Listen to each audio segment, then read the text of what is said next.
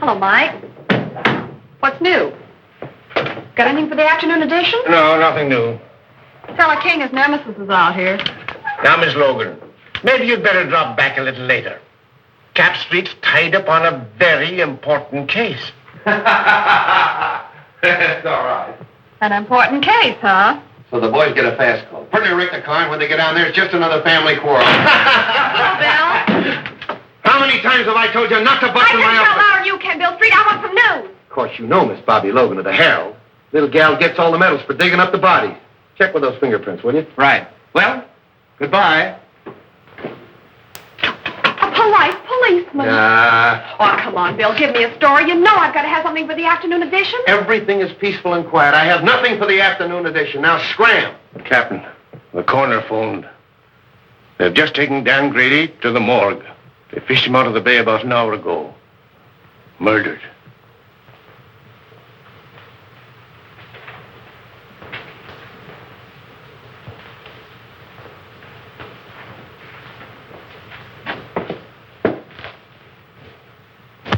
Well, he's going to take this pretty hard, Mike. Sure.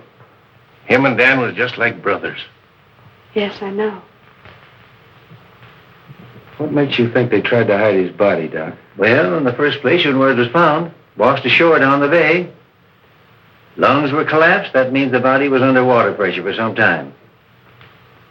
This was tied around the ankles, and there were deep bruises. Tied a weight on him and threw him overboard. That's right, Bill. After the bullets had done their work. Yeah. Did you get them over to ballistics? Mm-hmm. There's a clothes he had on. Take a look. Seaman's outfit. Andy, check these clothes and see if you can find out where he bought them. Thanks a lot, Doc. I'll check with you later about Dan. Bye, Bill. This hits the whole department with a jolt, Bill. Hit me a little harder than the rest. Dan and I were together as kids. Took our training together. Pounded the same beat. Yes, I know. You say he was on a smuggling detail. Yes. That ought to lead us to something. Nothing unless he was following a hot trail. You know Grady. He always preferred to work lone wolf on a case. Well, it's in my department now, Chief. It's homicide. Yes, and you have command of every resource of the department. I may need it. Because I'm going to find out who killed Grady if it's the last thing I do. I know you will, Bill. And good luck. Thanks.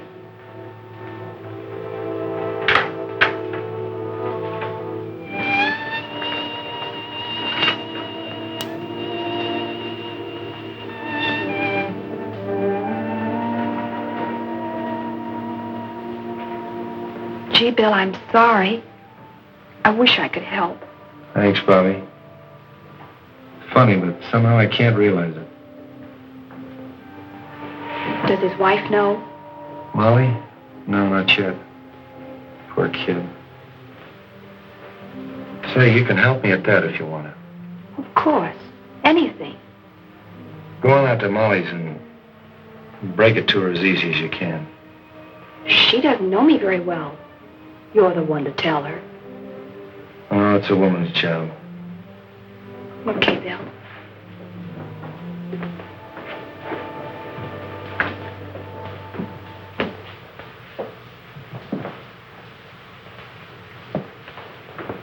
I came just as soon as I heard the news. Am I glad, Wong? I sure can use you. Unfortunately, I can't call you in on this case officially. I'm more or less doing it on my own. I'll do everything I can to help. Dan Grady was my friend, too. Thanks. You know what it means to me. Well, not too fast with your thanks. You know, the only reason I've been useful in the past was because in each case the Orient was involved. Well, Dan Grady was assigned to the smuggling detail. And smuggling in San Francisco means the Orient. Let's have a look at his office. Good. Wife and kid.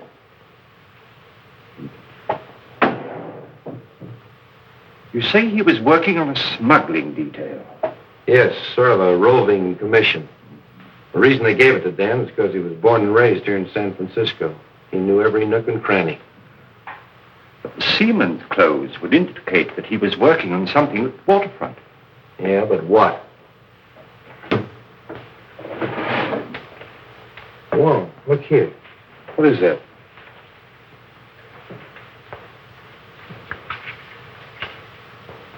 Why, that's a rare piece of emerald jade, as fine a specimen as I've ever seen. Carved in the fashion of the Ming Dynasty. Why, the art of that carving has been lost for hundreds of years. This piece is worth $2,000 or $3,000. Really? Dan was sure working on something hot. Probably that's why he was killed.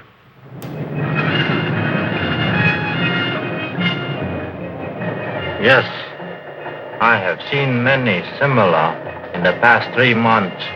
From the captured provinces. Even so, from the ruined temple of Lao Ji, is it not so? Torn from their settings by alien hands. Even young China would not use such methods to win its wars. Where did you obtain this? It was in the drawer of the desk of the policeman who was killed. A policeman? A good man. Can you help me? A store called Belton's is on Market Street. There, a wise man could become more wise.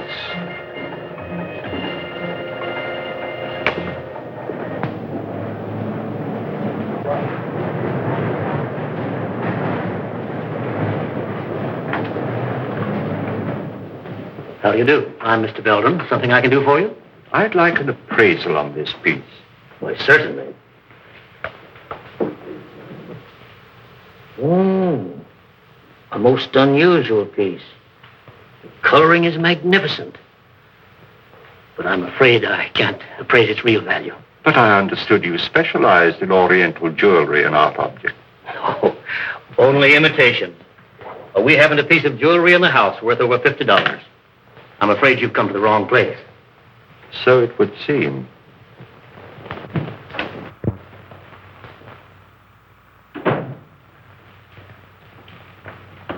Morning, Dan.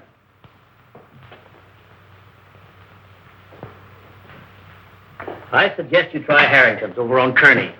They handle that class of merchandise. Thank you for your time. Not at all. I'm sorry I couldn't help you.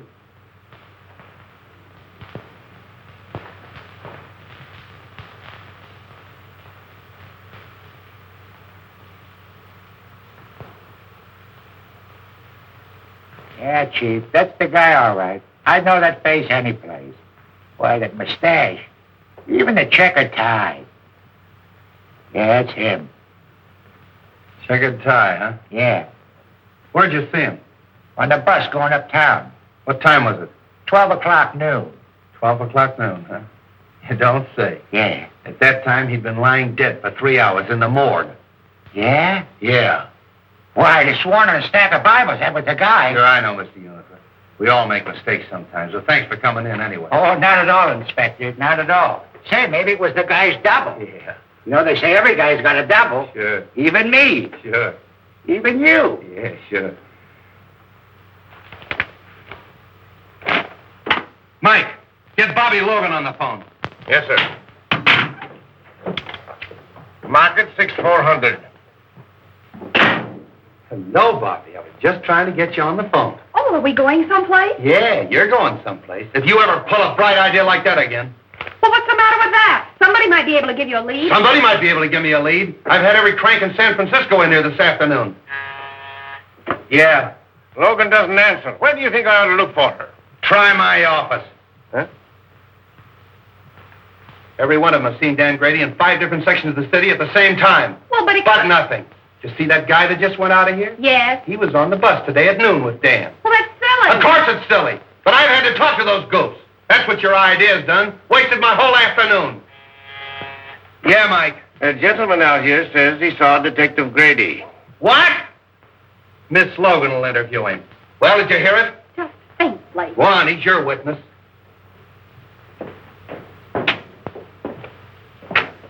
Are you Mr. Lyons? Yes. Oh, I'm Miss Logan of the Herald. I put that picture in the paper. Oh, how do you do? Well, I saw the man last night. Are you sure? Certainly. We talked for quite a while in the bar at the Club Neptune.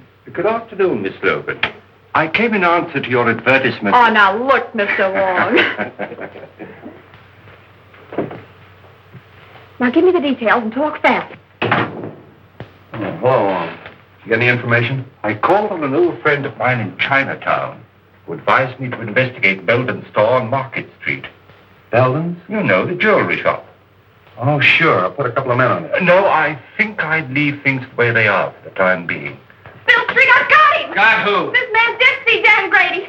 Now, look, Bobby, we've been all through that. But this man is positive. All right, if he's so positive, what was he wearing when you saw him? Well, sort of like a sailor, you know, pea jacket, striped sweater. He had on dungarees, peak cap with black patent leather visor. Where'd you see him? At the Club Neptune. He was sitting at the bar having a drink. What time was that? About 8:30, I guess. That fits in, doesn't it, Wong? Yes, it does. Well, of course it does. Silly idea, huh? If it hadn't been for that Quiet. paper. You're quite sure this is the man? You're absolutely certain of your identification? Oh, yes. My drink happened to tip over and spilt on him. And I apologized, and we got to talking. And then what happened? Well, we talked together for a couple of minutes about football and things like that. Then I left and went home. You left him at this Club Neptune. Yes, he was still sitting there when I left. Well, thank you very much. You've been a great help. Is there any reward connected with this? Well, you see, Miss Logan takes care of that. Well, I'm sorry, Mr. Lyons. I'm afraid there's no reward, but, well, I'd be very glad to mention your name in my next story as a case. Did you say your first name was Homer? Yes, Homer. Lyons. Thank you. Too bad you haven't got a picture. Oh, I have. I brought one along just in case. Oh, thank you very much, Mr. Lyons. Thank you. Good day.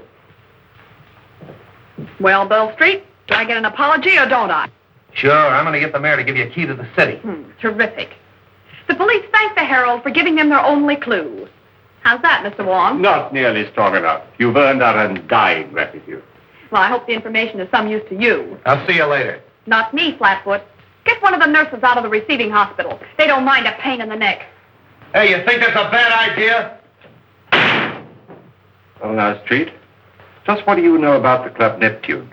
Oh, not much, Wong. We better have dinner together. I'll take you down there later. I want to talk to this Harry Lockett. Harry Lockett. Yeah, he's the fellow that owns the Club Neptune. Hardway Harry, they call him. Hardway. Oh, a gambler. Yeah, gambler, smuggler, crook, everything.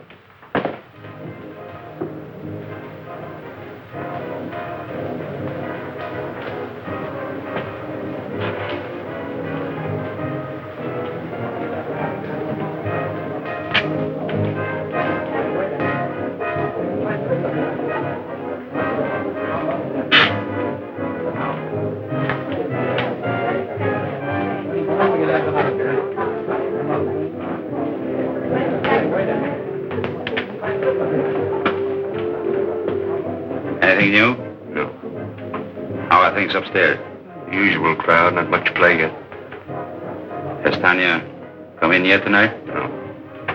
I want to see her when she comes in. Okay. Well, then. Get it.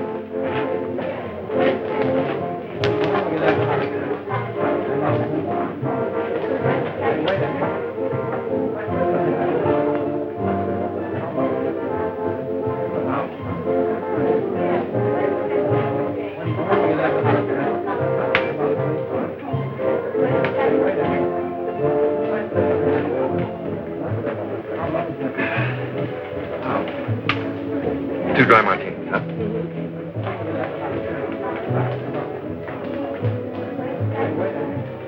Well, don't you recognize anything? What? I'll bet you don't even know what day this is. Of course I do. It's Friday. That's why you insisted upon coming here for a fish dinner. Oh, no, it isn't. We came here because this is an anniversary.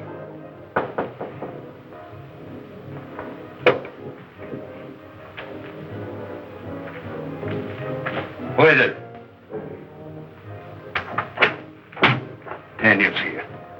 young Belden with her. Huh? She's starting that over again, eh? Bring her in here. Okay. Listen, Tanya. I've been lying awake nights planning our future together. I realize that I haven't much to offer you, but I'll try awfully hard to make you happy.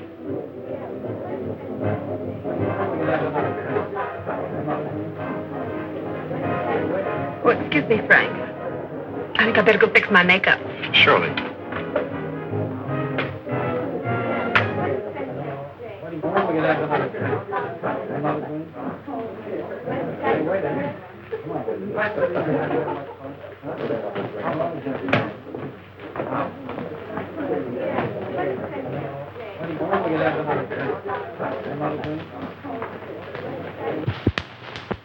What do you want? I thought I told you to keep away from young Belden. And I told you that my personal affairs are none of your business. What are you trying to do? Get the old man on our neck? Keep away from that boy or I'll... Or what? I guess if I'm good enough to help handle his smuggled junk, to run the risks that he cashes in on, I'm fit company for his son. Well, what about a certain other gentleman?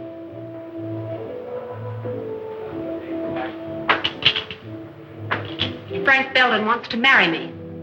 So, he's got it bad, eh? Wait until his old man hears that. If you open your mouth to make trouble for that boy... So blow me down. You have really fallen for it. Maybe. Or maybe it's just the novelty of finding someone who's decent and on the level. Come on, have some sense. Get the boyfriend out of here and keep him out. We're not in any spot to invite trouble, girlie.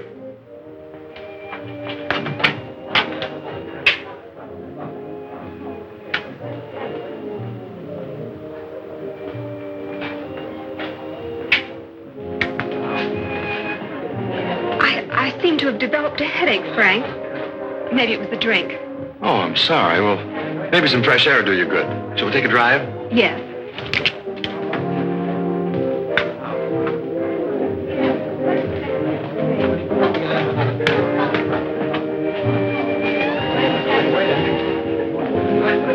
Hello, everybody. Well, ain't it grand we can all be together? Tommy, give me my usual. You know, the good old double. Well, I know you. You're Logan of the Herald. Don't you remember me? I'm the guy you wrote about in that automobile accident. You know, in those days I was a drinking man. Aren't you going to have your dinner? What dinner? The one you ordered. I ordered a dinner? I'm sure you did. Well, skip it. And You know you can handle your drinks better if you have something to eat. I think you got something there. Don't go away. You know, I always forget to eat when I go out stepping. I'm awfully sorry. Oh, that's all right. He was just feeling hospitable. That's easy to understand. The Club Neptune feels the same way, Miss Logan. Gee whiz, I'm famous. Who wouldn't recognize that pretty face of yours if they read the hell? I'm Harry Lockett. I'm very glad to meet you. I've heard a lot about you and your Club Neptune. So it seems, judging from today's Herald. Oh, you don't sound pleased. I'm not. I don't like that publicity. You don't? No. How about we chat in my office? Why not?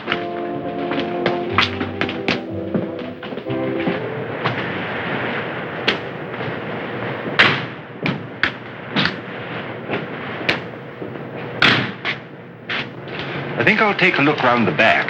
All right, I'll see you inside.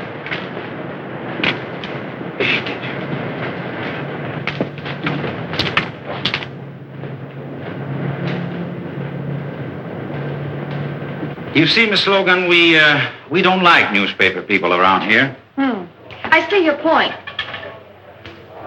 You know, if you had this place soundproof, those poster chips up there wouldn't make such a racket. Just a little friendly advice. Thanks. And here's some for you. I wouldn't write any more stories about the Club Neptune if I were you. Are you trying to tell me what to put in the Herald? I'm trying to tell you what you shouldn't put in the Herald. In fact, I'd just as soon you stay out of here. I think you'd be safer.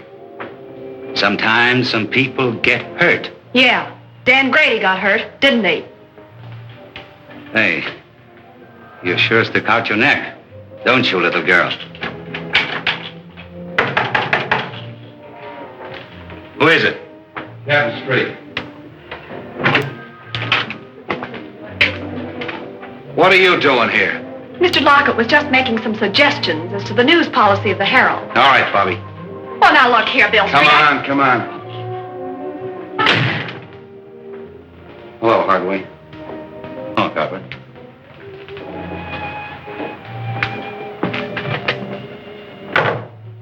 Have a drink? No, thanks.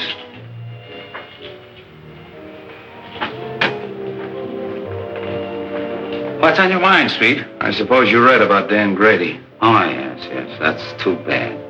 I don't think I knew him. I thought everybody on the waterfront knew Grady. He was on the smuggling detail. It's funny you didn't run into him. I resent that, Street. I resent what happened to Dan Grady. Quit stalling, Hardway. He was in this place last night at 8:30 at your bar. Well, maybe he was. So about a lot of other people. We had a big night last night. Nobody saw Dan Grady. None of my boys did, because as soon as I saw the papers, I asked all of them. You can talk to them yourself. Maybe I will.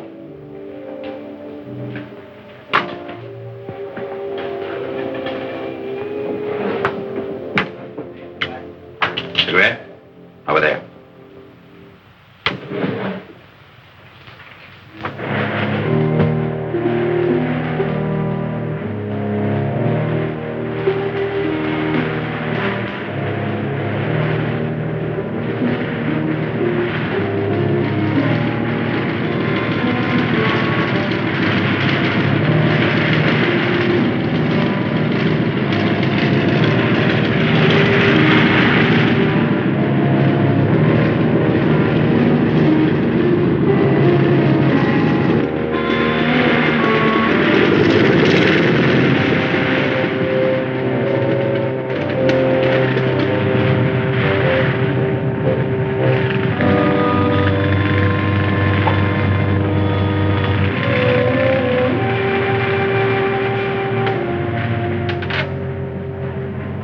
Oh, don't pay any attention to me if I seem a little tough, Harry. Dan happened to be a pal of mine.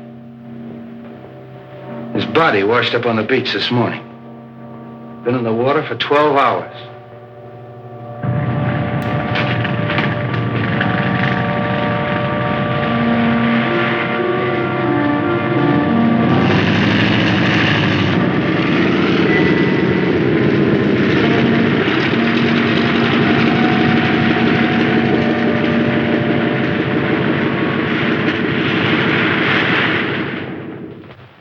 You know, they tied a weight around his legs before they tossed him overboard. He didn't have a chance. That's kind of a tough way to go, isn't it? Well, Street, they say that drowning, it's an easy death. But Grady had 2 slugs in the back of his neck before he ever hit that water. That's not so easy, is it?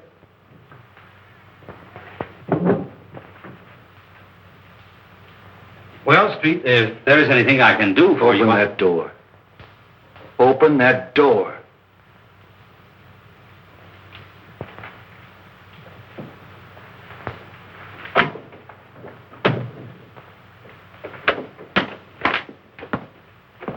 Well, hello, Street. How'd you get in there? A secret stairway in the haunted house. Secret stairway, my eye. Those stairs were there when we bought the place. But they still serve a very useful purpose. This is Hardway Harry Lockett, Mr. Wong. Oh, the Chinese copper. Precisely, Mr. Lockett. The Chinese copper. But to return to our secret stairway, I'm afraid we scared one of your callers away. Evidently, he didn't care to meet my friend, Captain Street. Seafood is our specialty, Mr. Wong. That was probably kept from the fishing barge. He saw I was busy and beat it. That very adequately describes his exit. He comes in that way because he doesn't like to go through the cafe. Close so don't... Slightly fishy, Mr. Lockett. Very fishy. Now get this, Hardway. If I find out that anything happened to Grady in this place, I'm going to tear it apart. If you ever do, I'll help you. Come on, Wong. Goodbye, Mr. Lockett. Goodbye, Mr. Wong. Oh, sorry. Didn't know you were busy. He's not. Because we're just leaving. beg your pardon. We've met before, haven't we, Miss... Serova's the name, but we haven't met. I'm so sorry. Oh, now I know what prompted my mistake. I saw you sitting outside in a car with young Mr. Belden. What was he doing here? We had dinner here. Do you mind? Excuse the boys, Miss Sarova, but it's their business to be curious. This is Mr. Wong, the famous detective. And this is Captain Street of the San Francisco Police. Your head waiter says you found my compact. Yes, it's my desk. I'll get it for you. Drop in any time, boys. It'll be your turn to drop in on us the next time.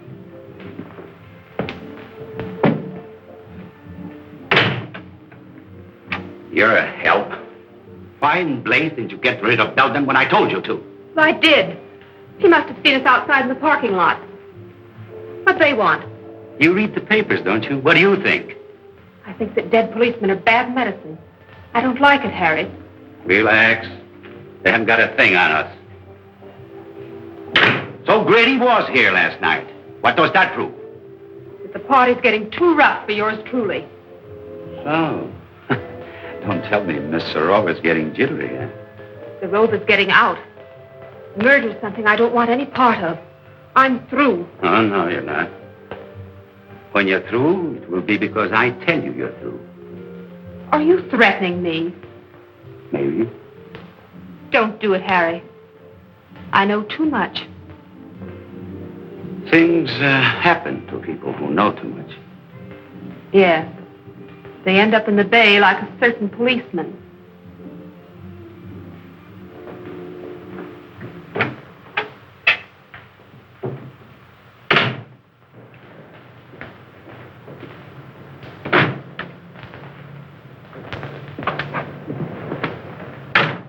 That seafood gag of Hardway's was a hot one.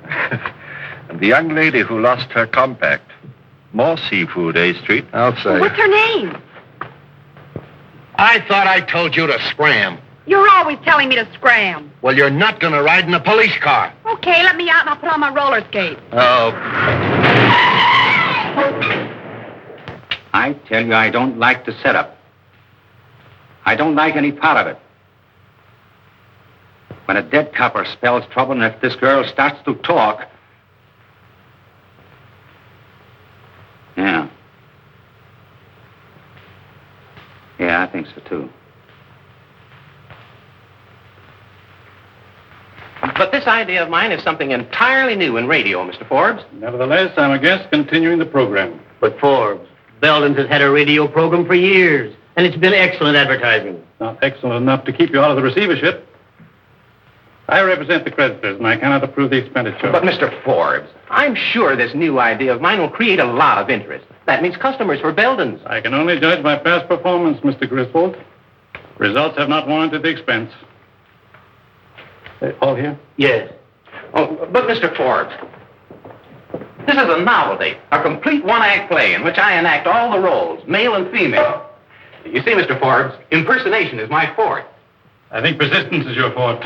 Well, I tell you, this is the type of program that's bound to create comment. Why not give it a chance? Just glance through this and you'll get the idea. After the commercial, the music fades out and you hear footsteps and a knock. Now, read from there on.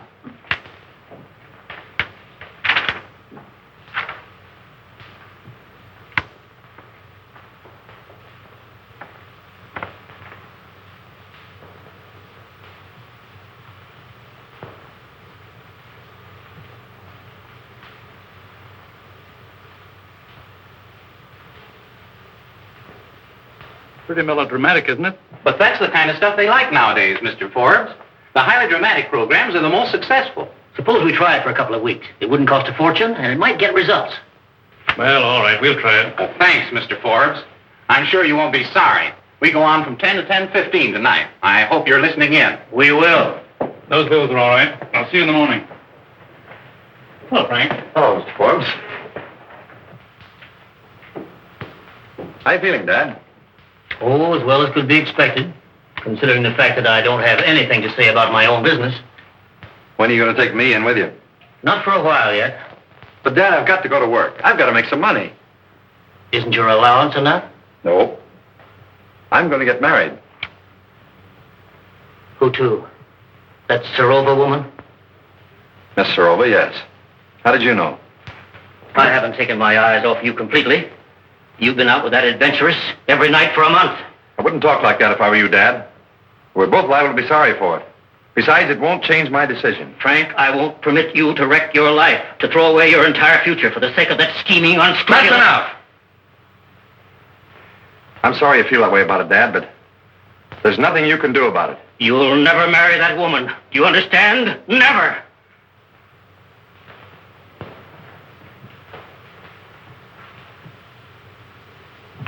Morning, Soapy. Everything shipshape? No sign of the police, if that's what you mean. Oh, why, Soapy, that's the farthest thing from my mind. Bring me the checks from last night, eh? Okay.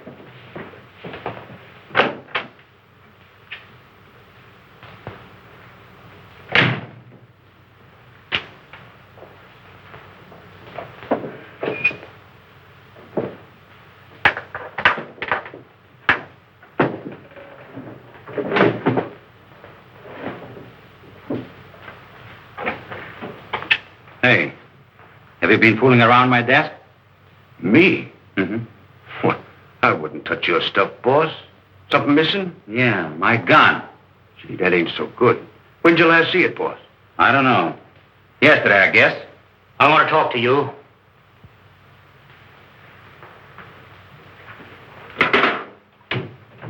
Say, what are you thinking of coming down here after what's happened? I told you I'd get the stuff to you as soon as it was safe or kept to bring it in. That isn't why I'm here. I want to know what that Serova woman is doing running around with my son. Well, I did my best. You know, after all, it's not such a bad idea, sort of a close corporation. Are you mad? My boy has no part in all this. I went into it because it was the only hope I had of saving my business, of meeting my obligations, but not to the extent of wrecking his life, and that's what this marriage would mean. That's your problem. Right now, I have more important things to do than nurse a lovesick pup. If you value your neck, you'll do something about it. I'm warning you, Lockett. Before I see this happen to my son, I'll blast everything wide open. Including yourself? Including myself. Uh-huh. I see you. You like the idea of a few months on Alcatraz? I'll stop at nothing.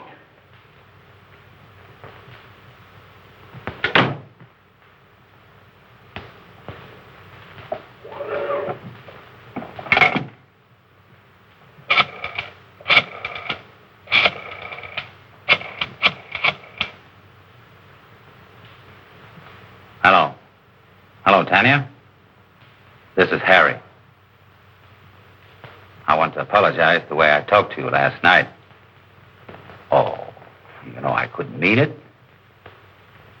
We were both a little jittery and unreasonable. Now, listen, Tanya. I want to see you. I have to talk over something with you. I think you'd be interested.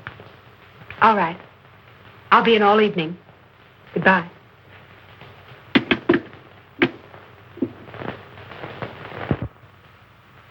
hope I didn't keep you waiting, Fancy. Oh, that's all right, so don't mention it.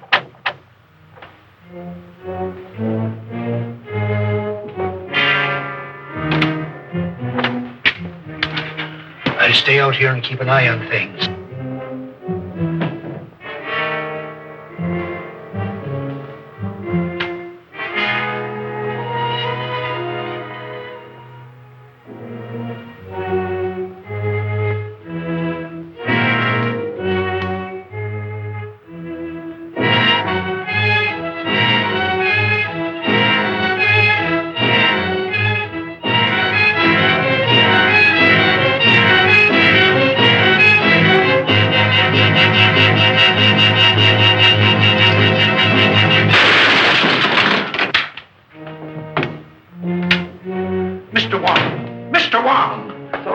He missed me. Oh, I'm glad of that. Who was it, sir? I haven't the least idea, but the shot came from there. Well, we'll find out who that is.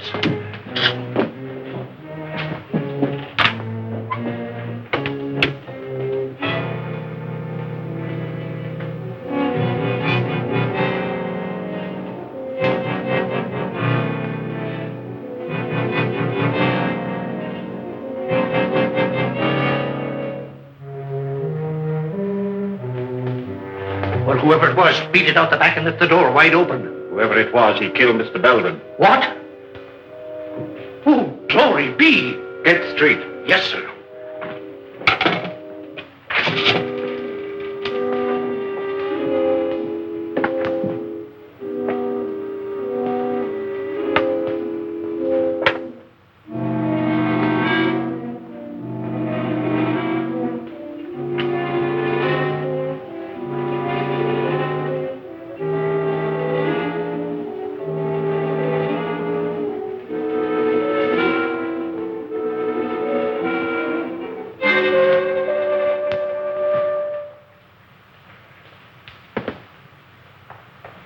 This case has got a million angles.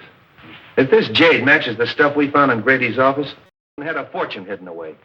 And I can't understand why he was in receivership. Perhaps he went into this kind of business to get out of receivership.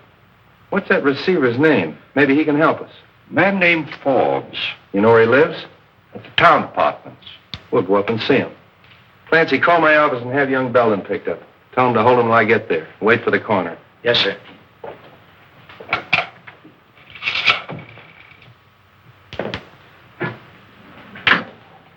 Good evening, gentlemen. We want to see Mr. Forbes, John T. Forbes. Who's calling? Captain Street of the police department. Ring 22, please. Captain Street of the police department to see Mr. Forbes. Yes, sir. Go right up, Captain Street. That's number 22. Captain Street? What on earth can he want?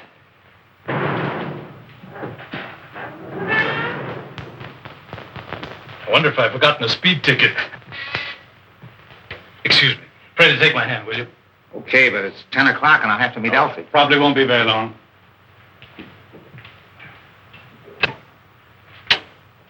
Captain Street?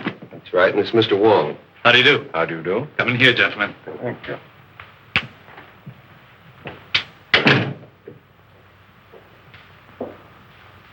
I'm afraid we interrupted your game, Mr. Forbes. Oh, that's all right. Sit down, gentlemen.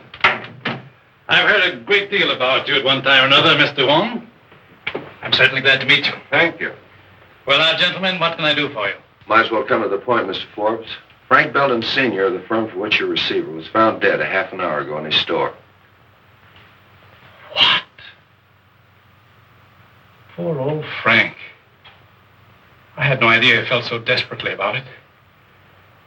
Of course, I knew his financial affairs were in bad shape. It's not suicide, Mr. Forbes. He was murdered. Well, this certainly knocks me out. I've got to have a drink. How about you, gentlemen? Thank you, no. Well, thanks. Murdered. Who found him? Give me more of the details. Mr. Wong found the body. Wong? Were you in the store? I was making an investigation of Belden's stock.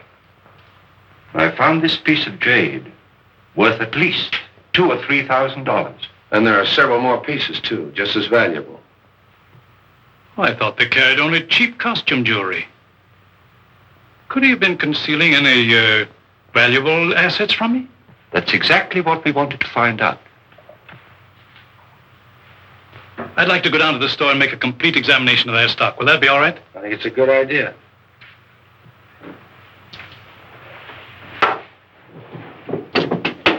Do you have a cigar, gentlemen? Yes, thanks. No, thank you. One more thing I think you should know. That jade was smuggled. One of our own men on the smuggling detail was murdered, running it down. And the trail seems to lead to Belden's store. Why, this is the worst thing I've ever heard. Excuse me. Hello? Yeah. It's for you. Thanks. Street speaking. What? I'll go right up. There's been a shooting on the floor above. Can we get out this way? Yes.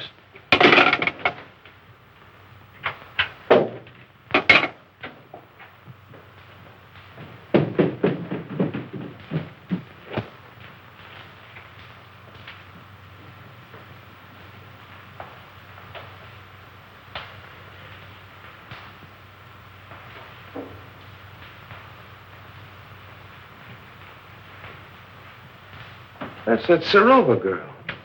How do you like this? A murder right over my head. Yeah? Oh, you're the clerk. Yes, sir. I telephoned headquarters from downstairs. Thanks. What do you know about this? Nothing, except what the switchboard operator told me. What'd she tell you? Well, I was sitting in the lobby when all of a sudden she started yelling, Miss Serova's being killed. All right. Take it easy. Sit down. What did you hear on the phone? Well, I was sitting there as usual when the buzzer sounded, and it was a call from 32. What time was that? About 14 after 10. That's an odd time to remember, 10:14. Well, I'm not sure, but it was 15 after 10 when I heard the shot. And they were arguing about a minute. Who was arguing? Miss Serova and the man. Well, what were they arguing about? What'd they say? Well, he said, get away from that telephone. That's the last time you're going to pull that sort of stuff on me. And Miss Serova yelled, don't shoot, don't shoot. But he did. It's quite possible, Street. The receiver's off the stand. Yeah. Did you recognize the man's voice? No, but he was awful mad. Anybody come through that lobby that might have come up here? No, sir. Did you pass anybody on the way up? I didn't see anybody. All right, that's all for now. Stick around downstairs. Oh, hello, Doc. Prints, photographs, the works. And I want you to get me that... Oh, little Bo Peep, huh? What are you made up for? That's all I need! Just be sure to get everything in this corner, will you, please?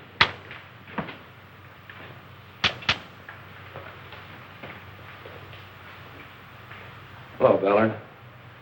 What are you doing here? I thought I told you to tail Hardway. I was trailing him. I lost him in the traffic at 8th and Market around 9 o'clock. I've been looking for him ever since. That's wonderful. Get my office on the phone. Get me police headquarters. Hey. Remember the last guy we saw Serova with? Hardway Harry. And he ditched Ballard an hour ago. That's our man. Just a minute. Hold it, Mike. Hello, Mike. Hardway ditched Ballard about an hour ago. 8th and Market. Yeah, I want you to send out a couple of men ahead and... What? Hardway Harry's been sitting in my office for the last hour. Operator. Get her off the phone! Come on, get off there. Put that thing on. Look Get out. out of here. Street, you said that Harry Lockett did it. I was just phoning the office. How could he be doing it when he's sitting in my office? Well, I don't know. It was your idea. Oh. Oh, don't go away. Do you know anything about this? Hey, even if he didn't do it, he could have had it done. Harry's alibi's perfect. Hello, Mike. I want you to hold Hardway. I don't care how you hold him, hold him. Bill LeMay. Will you stop? Well, Bill, the housekeeper... Will you quit picking on me? Mr. Wong, the housekeeper saw a man sneaking up the back stairs. Sit down. I'm sorry, who are you? I'm the maid on this floor. Well, where were you in this... She was looking in the door. Will you be quiet? You say you saw a man coming up the back stairs. I finished by 10 o'clock. I was going down the back stairs when he came in. Who came in? The young man, What young man? Mr. Belton. Belden Jr. He was in the habit of using the back stairs? Sometimes. Then he had his own key. Yes, sir. That settles it. Ballard, pick up young Belden. What idea? That's all for now, thanks.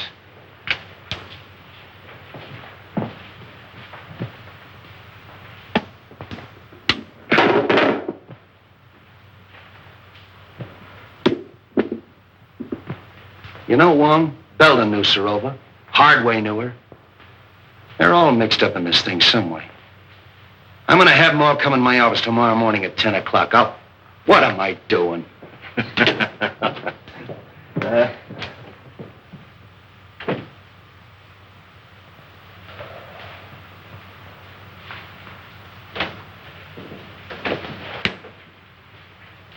Sit down, Hardway. See who's out there, Jim. Well, how'd you do? Not bad. Have pretty good breakfast, you fellows, you know. Thanks for the cigarettes. Oh, we always take care of our guests. Who's out there? Knucci and Cap Anderson. All right, Jim. Couple of friends of yours. What were you doing here last night? Well, I caught one of your boys following me, and I figured you wanted to make sure where I was.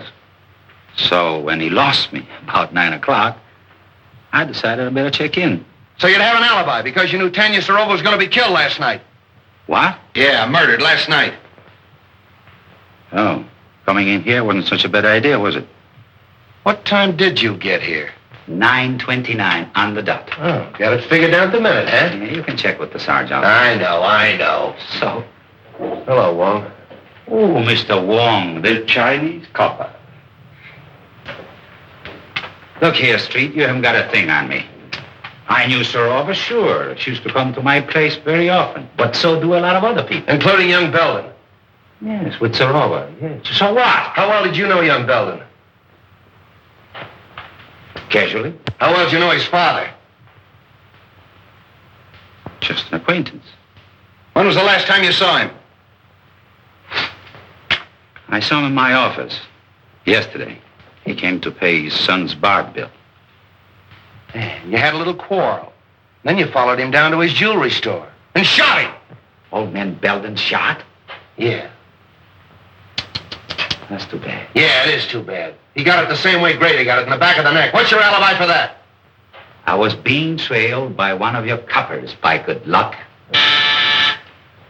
What? Man named Forbes is out here. He said you sent for him. All right, send him in. Wait outside, Hogley.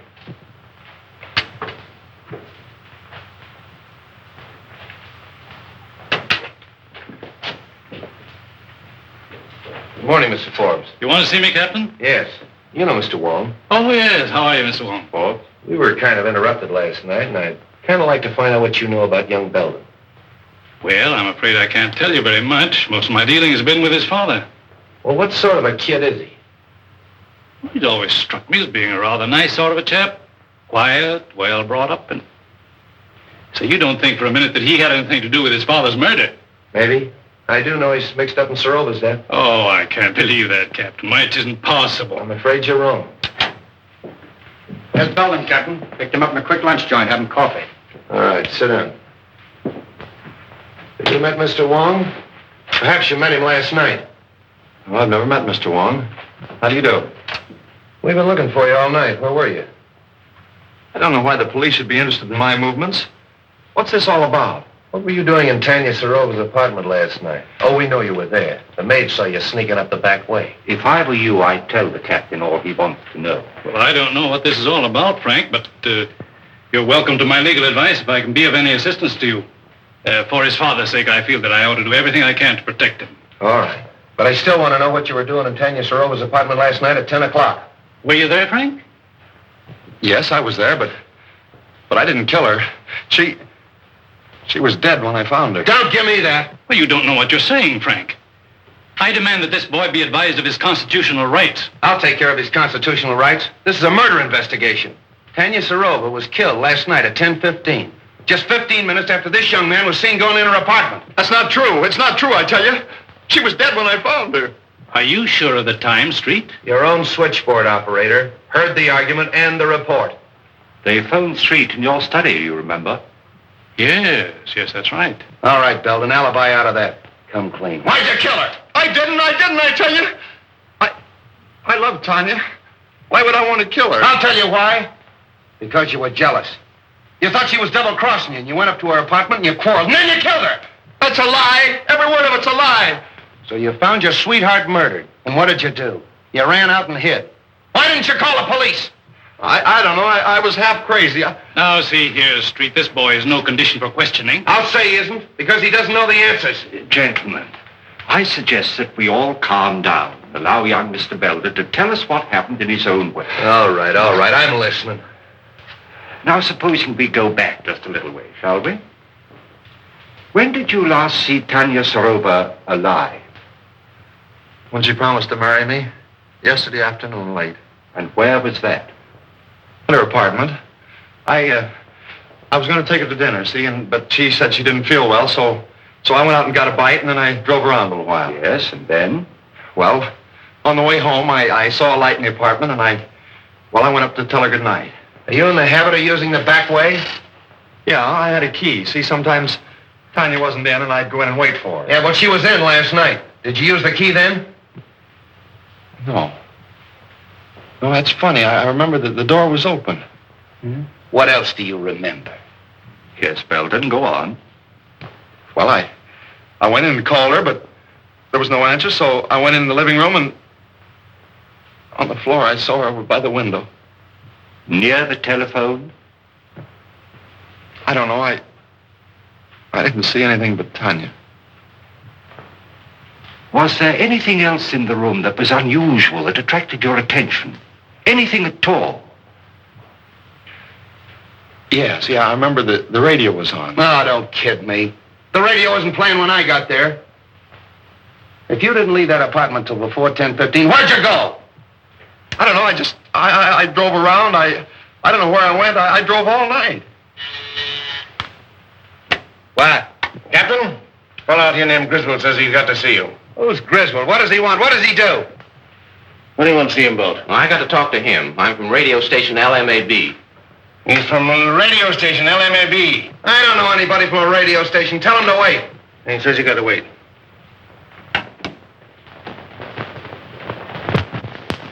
Right, come clean. You didn't leave that apartment till after 10:15. After you killed her. Stop it, I say, stop it! Street, you're getting nowhere browbeating the boy this way. Maybe you should let me talk to him quietly somewhere. All right. I'll talk to him quietly. Would you like to see your father? No. Why should I want to see him? He's probably glad she's dead. Why should he be glad? Doesn't he like her? No. Did you quarrel over with your father? Yeah. Yeah, we had a quarrel and I walked out on him. And then you walked back last night to his jewelry store and shot him, killed him. You made my father dead? Stop it, will you? Stop it! What are you trying to do to me? Somebody get me a glass of water. Oh, never mind the water. Oh, I protest. Get him a glass of water. Where is it? Outside. Something wrong, Captain? Yeah, give me that brandy.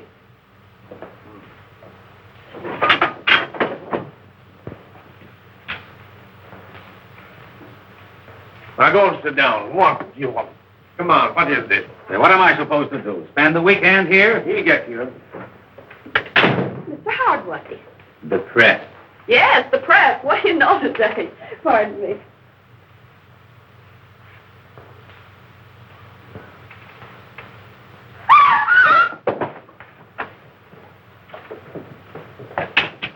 What's the matter? Who is this? It's the fellow from the radio station, Griswold. Where'd this paper file come from? Say, that looks like mine. It's missing from the desk. All right. Who did it? This is the payoff, right in my own office. Stay away from that phone.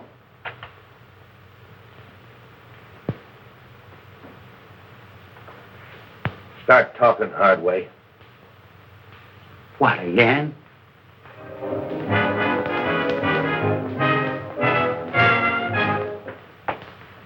Sorry for the interruption, Mr. Wong, but that is a new program, and I want to check on it. Not at all. It's all most interesting. Yes, but full of headaches. Replacing Griswold is going to be one of them. I can quite imagine. His programs were popular, weren't they? Very. He was a talented young man. Wrote most of the sketches and played all the parts in them. He played female roles as well? Oh, yes. In the sketch you want to see, the one he did last night, he played a very emotional feminine role. Here's the manuscript for it. Thank you. This program went on the air sharply at 10 o'clock? Oh, yes. Radio works on split seconds. Every program is timed exactly. And it ran for how long? 15 minutes in all. The sketch went on at 10:01 and a half and finished at 10:14. The balance of the program time was taken up with commercials. It's advertising. Would it disturb you if I turned on this program? Not at all. I've just finished. I'd like to take this with me. Oh, perfectly all right. Thank you very much. Goodbye. Goodbye. Presenting for your entertainment the first mystery thriller in their new series of programs.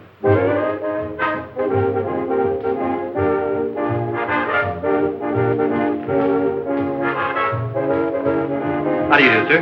Can I help you? Yes. Is this the new remote control radio? Why, yes, and a very fine instrument, too. I wonder if you'd be kind enough to give me a demonstration. I'd be glad to. Won't you sit down? Thank you. Now, This is the remote control box. Looks like the dial of an automatic telephone. And works very much on the same principle. You see, it's not attached in any way to the demonstration radio. However, being in any part of the house and desiring to change the program, we simply switch the dials and the radio automatically switches. I'll show you. California, fair, Tuesday and Wednesday. Moderate temperature, light to moderate northerly wind off coast. At just what distance would that still be effective? Guaranteed up to 200 feet. Tuesday and Wednesday. Rains extreme northwest. And you can shut the radio off in the same way? Oh, yes. Just press down on this right here. Coming southerly and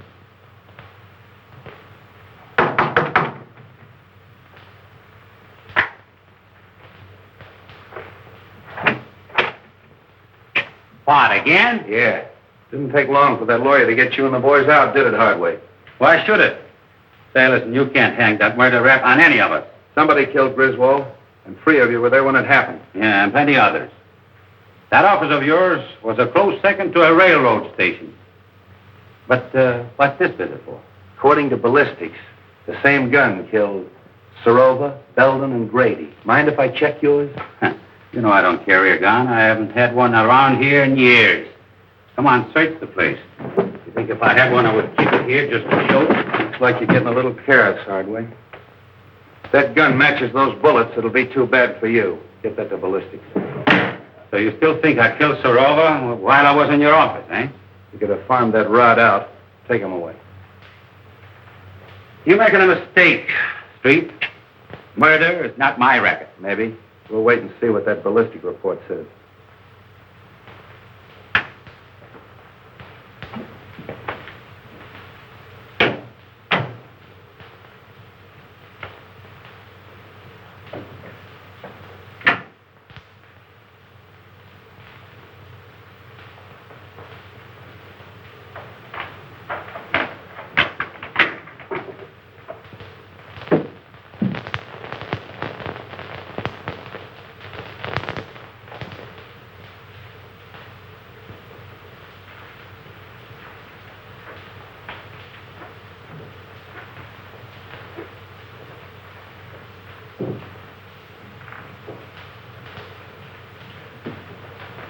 All right, keep your hands right there. Turn around. Ah, Cap Anderson, huh? From Harry Lockett's fishing barge. So this is the seafood you supply this place with, huh? Same stuff that Wong found at Belden's. Now I know how it comes in and how you get rid of it. You better figure on spending quite some time ashore this trip, Cap. You can't beat this rap so easy. Out that door.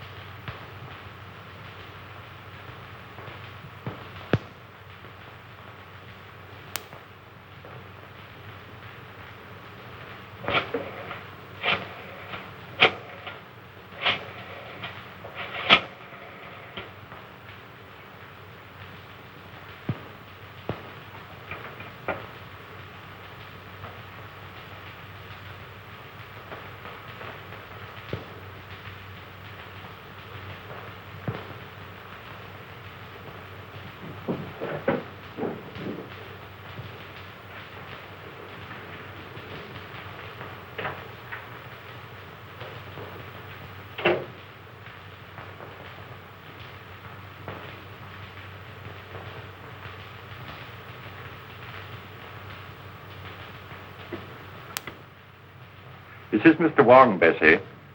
I'll be experimenting with the phone for a little while, so pay no attention if it rings.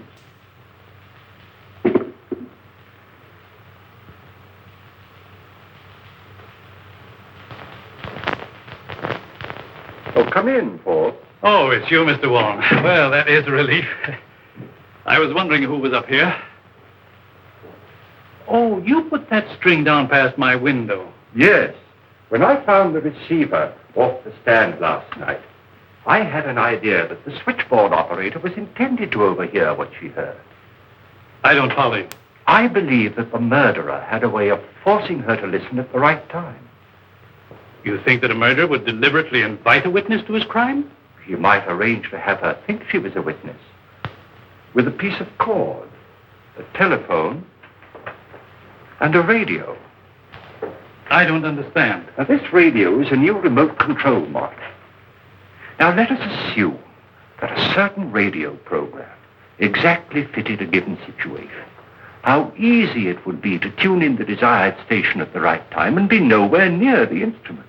Oh, I see. You mean that the crime could have been committed some time before? Of course. And by any of our suspects who had such cast-iron alibis. Partway Harry Lockett, for instance, who planted himself in Street's office at the supposed time of the murder. Any of his friends. Even young Belden? Even young Belden. He was here at 10 o'clock. Who knows? Perhaps it was his second visit. You don't believe that, do you? No. Nor that any of the others did it, either. No.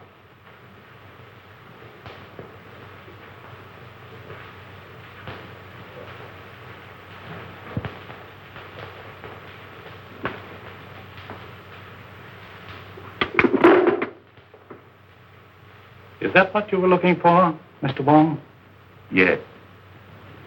And you pulled the cord. When I went to get the drink. And when you reached for the cigars. I turned off the radio by remote control. Thank you, Mr. Forbes. Keep away from that telephone. Get over there.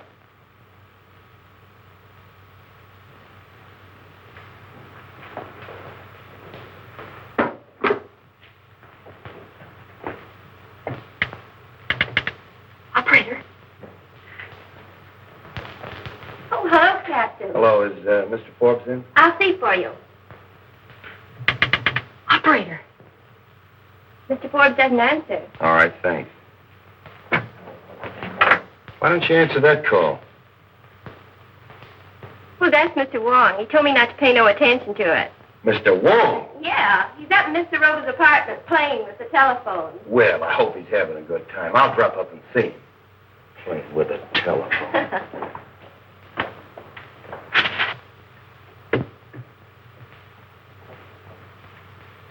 I killed Grady because he was in the way, and Belden because he was getting ready to talk. Griswold when he recognized his own program, and Tanya Sarova because she knew too much.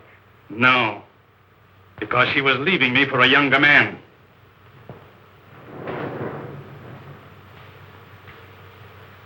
It's you who knows too much. Wong, this is Street. Just a moment, Street.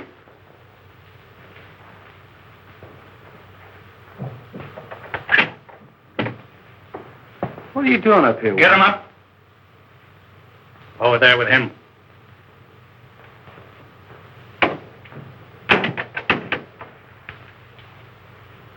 Well, the two of you.